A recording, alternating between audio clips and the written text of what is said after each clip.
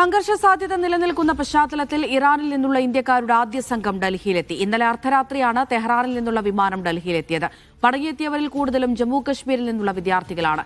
തീർത്ഥാടനത്തിന് പോയവരും സംഘത്തിലുണ്ടായിരുന്നു. ഇറാനിൽ സ്ഥിതി രൂക്ഷമാണെന്നും എംബസിയുടെ സഹായത്തോടെ സ്വന്തം നിലയ്ക്കാണ് തിരിച്ചെത്തിയതെന്നും അവർ പറഞ്ഞു.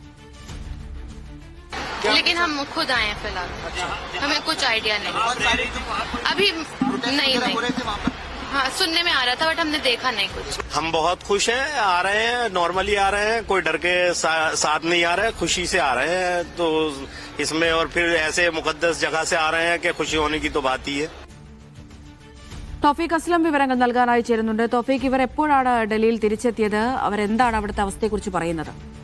ഇന്നലെ രാത്രിയാണ് ടെഹ്റാനിൽ നിന്നുള്ള ഒരു ആദ്യ സംഘം ഡൽഹി വിമാനത്താവളത്തിലെത്തിയത്. മടങ്ങിയെത്തിയവരിൽ കൂടുതലും ജമ്മു കാശ്മീരിൽ നിന്നുള്ള വിദ്യാർത്ഥികളാണെന്നാണ് അറിയാൻ സാധിച്ചിരിക്കുന്നത്. ഒപ്പം തീർത്ഥാടനത്തിന് പോയവരും ഈ ഡൽഹിയിലെത്തിയ ഈ സംഘത്തിലുണ്ടായി. ഇറാനിൽ സ്ഥിതി രൂക്ഷമാണെന്നും എംബസിയുടെ സഹായത്തോടെ സ്വന്തം നിലക്കാണ് തിരിച്ചെത്തിയതെന്നും ചില വിദ്യാർത്ഥികൾ പ്രതികരിച്ചിട്ടുണ്ട്. എന്നാൽ ചിലരുടെ പ്രതികരണം പറയുന്നത് നിലവിൽ അവിടെ ശാന്തമാണ് എന്ന് ചില വിദ്യാർത്ഥികളുടെ പ്രതികരണങ്ങൾ കൂടി ഇപ്പോൾ പുറത്തു വരികയും ചെയ്യുന്നുണ്ട്. വരും ദിവസങ്ങളിൽ കൂടുതൽ പേർ എത്തിയേക്കും. ഇറാൻ വ്യോമപാത തുറന്നതിനാൽ സർക്കാരിന്റെ നേരിട്ടുള്ള ഒഴിപ്പിക്കൽ ഉടനില്ലെന്ന് വിദേശകാര്യ മന്ത്രാലയം അറിയിക്കുകയും ചെയ്തിട്ടുണ്ട്. എന്തായാലും വിദ്യാർത്ഥികൾക്ക് ഉൾപ്പെടെ ആവശ്യമായിട്ടുള്ള എല്ലാ സഹായങ്ങളും നൽകുമെന്ന് ഇന്നലെ വിദേശകാര്യ മന്ത്രാലയം പറയുകയും ചെയ്തിരുന്നു. സാധ്യമാവുന്ന സഹായങ്ങൾ ഉപയോഗിച്ചുകൊണ്ട് ഇറാനിൽ നിന്നും പൗരന്മാർ എത്രയും വേഗം മാറണമെന്ന് ഒരു നിർദ്ദേശമാണ് ഇന്നലെ വിദേശകാര്യ മന്ത്രാലയം നൽകിയത്. അതിന് പിന്നാലെയാണ് ചില ആളുകൾ ഇന്നലെ അർദ്ധരാത്രിയോടുകൂടി ഡൽഹി വിമാനത്താവളത്തിൽ എത്തിയത്.